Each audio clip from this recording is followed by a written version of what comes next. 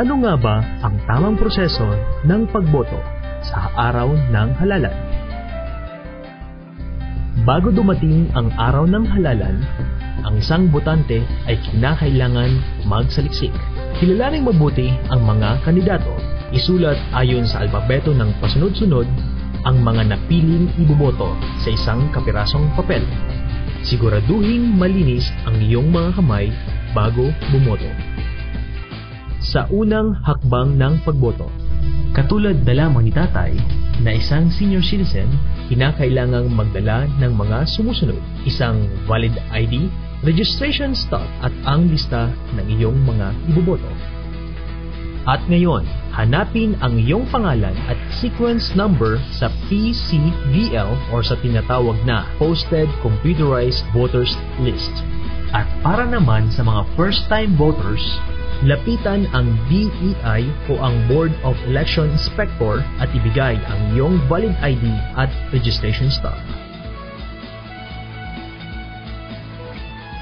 Kapag naibalik na ang iyong valid ID, lagdaan ang EDCVL at pagkatapos, tulad ng ginagawa ng kahosan nating si Parin Mon, kunin ang secrecy folder na may nilalamang balota at ang marker na galing sa DEI.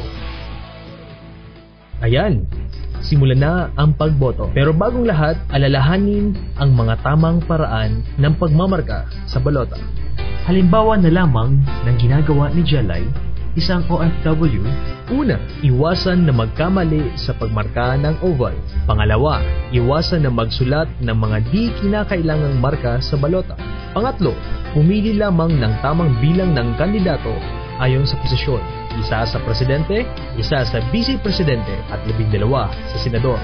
At tandaan ang numero ng party list ng iyong iboboto. Pang-apat, iwasang matupi, magusot, mabasa at mapunit ang balota. At ang pang-lima, siguraduhin na namamarkahan ng buong-buo ang oval. Pagkatapos markahan ang balota, ibalik ito sa secrecy folder na nakalabas ng 2 to 3 inches. Hawakan ng mabuti ang secrecy folder at dahan-dahang ipasok ang nakalabas na balota sa PCOS or Precinct Count Optical Scan Machine. Pagkatapos may ipasok ang balota sa PCOS machine, lapitan uli ang DEI. Halimbawa na lamang ng ginagawa ng kapatid natin si Joseph na PWD or may kapansanan, isauli ang secrecy folder at ang marker. At ang panghuli, maglagay ng thumb mark sa EDCVL gamit ang dalawang hindalaki at magpalagay ng indelible ink sa inyong hintuturo. Ayan, tapos na ang iyong pagboto. Madali lang, di ba? At ngayon, isa ka na sa milyong-milyong Pilipino na nagkakaisa sa pagtaguyod sa kinabukasan ng ating bayan. Ang paalalang ito ay hatid sa inyo ng Task Force 2010 at ng Simbahang Lingkod ng Bayan.